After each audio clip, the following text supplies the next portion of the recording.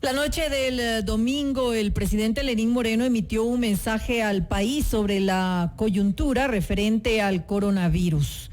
Esto luego de que el Ministerio de Salud Pública confirmó que en total se han detectado 6 casos de la epidemia en territorio nacional. En su mensaje, el primer mandatario aseguró que el sistema de salud del país está preparado conforme a los protocolos y recomendaciones mundiales. La noticia requiere profundidad. En Notimundo están los protagonistas de la noticia.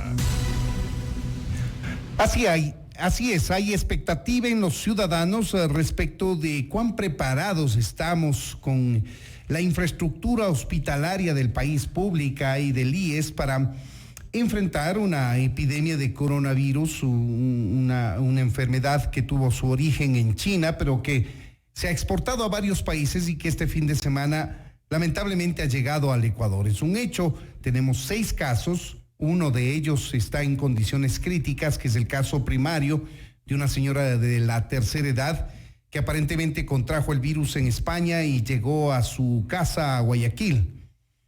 Está ahora con nosotros el doctor Mauricio Espinel, él es epidemiólogo, PhD, y también es director nacional de salud del IES, es decir, es la persona responsable de todo el sistema hospitalario del IES. Doctor Espinel, bienvenido a Notimundo, muy buenas noches. Muchas gracias por tan gentil invitación y un saludo afectuoso a toda su amable audiencia.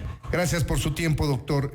La pregunta que ya la hicimos, ¿está en capacidad el IES de atender casos de coronavirus si estos llegan a presentarse, si los afiliados llegan a demandar atención médica para este tipo de enfermedad, o si rebasa la red pública de salud la capacidad de atención? ¿Puede recibir en sus hospitales el IES a pacientes con coronavirus?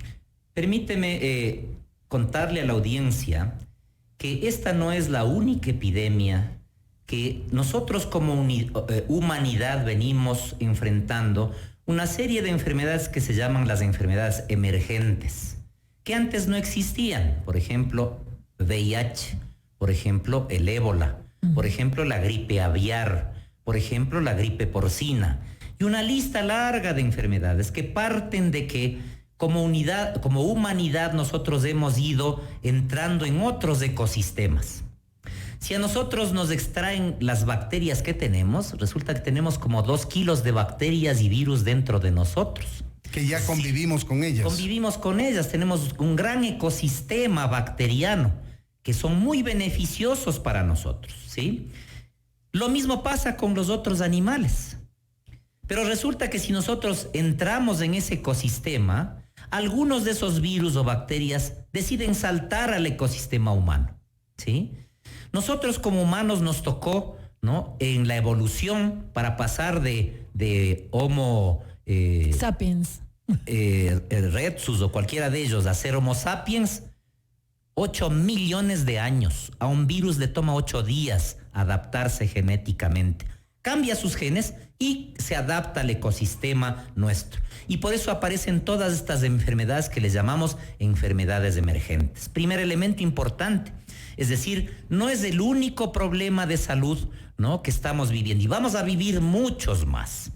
Segundo elemento importante, en ese contexto nosotros como Ecuador ya hemos enfrentado una serie de circunstancias de este tipo. Y han fallecido ya mucha gente por ejemplo, el H1N1, por ejemplo, el H3N2, ¿sí?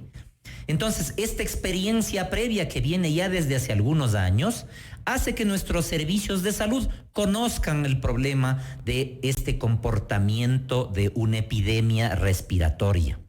Tenemos muy buenos especialistas, tenemos muy buenos neumólogos, infectólogos, terapistas intensivos, ¿no? Muchos de ellos distinguidos a nivel internacional. Tenemos que creer en nuestra gente, tenemos que creer en nuestros hospitales, porque tenemos esa capacidad. Pero tenemos áreas específicas, especializadas para tratar este tipo de enfermedades. Por eso comencé con los recursos humanos. Lo principal es esos profesionales que sepan hacer su trabajo.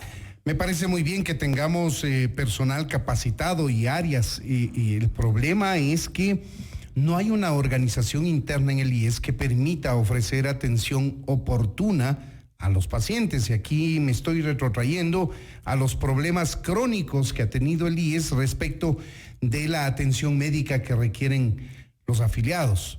Entonces vamos al segundo componente. Hemos hablado de ese pedacito de pacientes que pueden agravarse.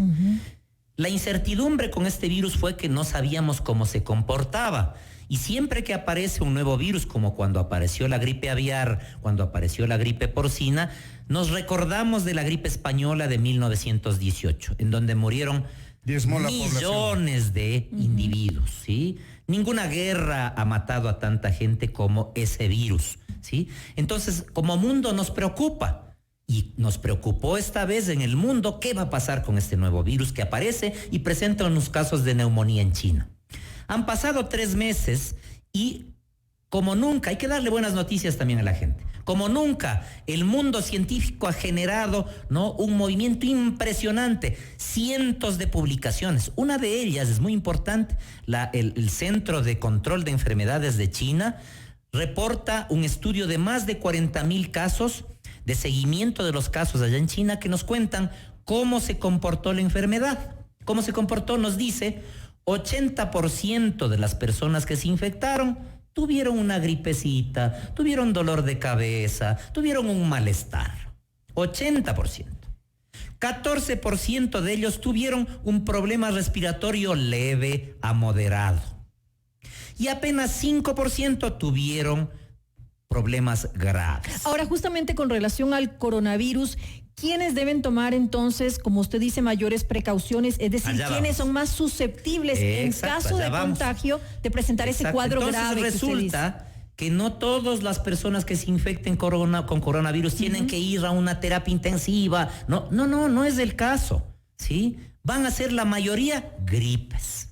Y para ese pedacito de personas que se van a agravar, yo decía, nuestros servicios están preparados. Tenemos los especialistas, tenemos los servicios de cuidados intensivos, etcétera, etcétera. Para el resto, ¿y quiénes son? Dijiste tú. En este estudio se muestra que en los mayores de 80 años la mortalidad fue 14%. En los de 70 a 80 años fue 8%. Y luego va bajando. Los niños casi ni se infectaron, ¿sí? Si excluimos los mayores de 70 años, la mortalidad en el resto de grupos fue apenas 0.2%. Si eso comparamos con el dengue, comparamos con cualquier otra enfermedad, ¿no? Ayer murieron 6 personas en un accidente en Santo Domingo, ¿sí? Entonces, ¿cuál es la real importancia? Y no estoy diciendo que hay que dejar de darle la importancia que corresponde, pero hay que ponerle su contexto. Doctor, pero existen también ciertas afectaciones, según conocemos, que inciden en esto. ¿Qué tipo de afectaciones para que la ciudadanía conozca? En estos mayores de edad, de mayor de 70 años, aquellos que tenían diabetes, que tenían hipertensión, que tenían problemas cardiovasculares y cáncer, fueron los más afectados. Por tanto, tenemos que cuidarles a ellos. ¿Van a priorizar a los infectados con coronavirus? Sí, por en supuesto. El IES? Por supuesto. ¿Cómo debe hacer por ejemplo, aquí en Quito tenemos afiliado, por ejemplo? Aquí en Quito tenemos ya el servicio de médico a domicilio. Tú llamas al 140 y esto está precisamente dirigido a los mayores de 65 años, a los menores de 5 años, como grupos prioritarios. Llamas al 140, ¿no? Verifican que perteneces a esos grupos prioritarios y un médico va a atenderte en tu casa. ¿Cuál es la importancia de eso? Este concepto de que mientras menos me muevo, si tengo síntomas respiratorios, menos contagio. Y ya vamos a ir al componente preventivo. Pero ¿a qué número se debe llamar? ¿Al 171 que plantea el gobierno? 140 es nuestro servicio en el IES para atención de médico a domicilio. Es decir, va en 45 minutos más, dar en poquitos casos un poco más que eso, por la distancia o por médico de cabecera, como se le dice. No, un médico a domicilio. Es un servicio específico que ya lo tenemos en Quito. Hemos tenido más de 5,000 atenciones. Esto es para los grupos prioritarios que usted señala. De acuerdo, pero yo digo, si alguien tiene síntomas de una gripe y no sabe si padece el coronavirus, entonces llama, ¿qué número debe llamar? ¿Al 171 al 171 o al 140? Sí, le van a dar consejos, ¿no?, de qué hacer. Y si tiene síntomas y es mayor de 65 años, al 140 para que vaya un médico a atenderle. ¿Sí? ¿Estamos? Entonces, ¿cuál es el concepto aquí? Que esta mayoría de gripes tienen que atenderse en donde corresponde. ¿Y dónde deben curarse las gripes? En el hogar. Preferentemente en mi casa. Yo cuando tengo gripe me quedo en mi casita descansando, me tomo mi limonada, mi tecito, me pongo mi mentol y espero a curarme, ¿sí? Entonces este grupo de 80% de gripes que vamos a tener, ¿sí? Entonces un concepto importante es que no es siempre necesario ir a una unidad hospitalaria. Por un factor más, por tu pregunta tan sabia, ¿quién se afecta más? Son los mayorcitos que tienen complicaciones, que tienen hipertensión, que tienen diabetes. ¿Y en dónde están esos mayorcitos? En el centro de salud, en el hospital. Entonces, si yo voy con gripe, sea esa gripe causada por influenza, por H1N1, por H3N2, para influenza, por cualquiera de esos virus que son fuertes, que son bravos, o coronavirus, y yo toso, y yo les estornudo a mis viejitos ahí, ¿qué estoy haciendo? Afectándoles al grupo más vulnerable, ¿sí? Por eso mi concepto como experto es, hay que limitar, hay que disminuir la afluencia de las personas con síntomas respiratorios, con gripes, a las unidades. Siempre que pueda, yo debo mantenerme en mi hogar, ¿sí? Y para eso es el número 171, para yo tener el apoyo, la comunicación, la guía de una persona que sabe, ¿no? Para que me guíe. Y entonces, si es que yo llamo y me hacen unas preguntas, por ejemplo, me estoy poniendo azul los deditos, estoy con mayor frecuencia respiratoria, oiga, ¿qué hago? Él le va a decir, no, en su caso usted requiere soporte respiratorio, diríjase a tal unidad. ¿De qué trata esto? O sea, si uno llama al 171, la persona que está atendiendo en el call center lo dirige, digamos, o a telemedicina o lo puede dirigir a que vaya a un centro de atención. Exactamente, ¿no? Le va a guiar, le va a dar los consejos necesarios, ¿no? Con la intención precisamente de contener, ¿no? En el lugar adecuado, la atención que corresponde. Pero ¿de qué trata la telemedicina, por ejemplo? Yo llamo y digo, mire, yo tengo los síntomas, tengo tos, tengo un poco de fiebre, tal vez. ¿Qué hace la persona que está en ese momento? Telemedicina es un concepto muy complejo, muy amplio, ¿no? Que implica, ¿no? Exámenes de imagen, son una serie de cosas a través de las comunicaciones, a través de las tecnologías de información y comunicación, ¿sí? En este caso lo que se está ofreciendo es consejería de salud, ¿sí? Médicos que le escuchan a la persona, ¿no? Si ellos le pueden ayudar y resolver ese problema con consejos básicos, lo hacen. Si ellos perciben que se requiere mayor complejidad de atención, le dirigen a un punto de atención cara a cara, ¿no? Doctor Espinel, ¿qué pasa si una persona de 35 años de edad que no forma parte de estos grupos prioritarios tiene síntomas respiratorios y es afiliado al IES? Va a llamar al 140, ¿no? Le van a dirigir o al 171 o a una de nuestras unidades. Tú hacías hace un momento este tema de el IES ha demostrado históricamente que no puede atender su demanda.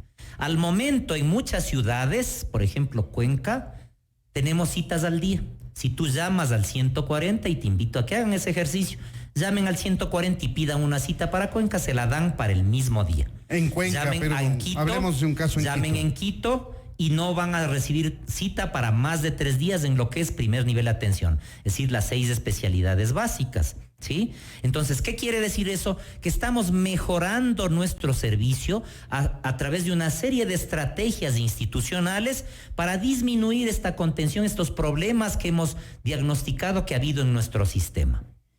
Ahí tienen ustedes, amigos oyentes, son las expresiones del doctor Mauricio Espinel. Él es epidemiólogo, es un doctor porque tiene un PhD en el tema y además es el director nacional de salud del IES.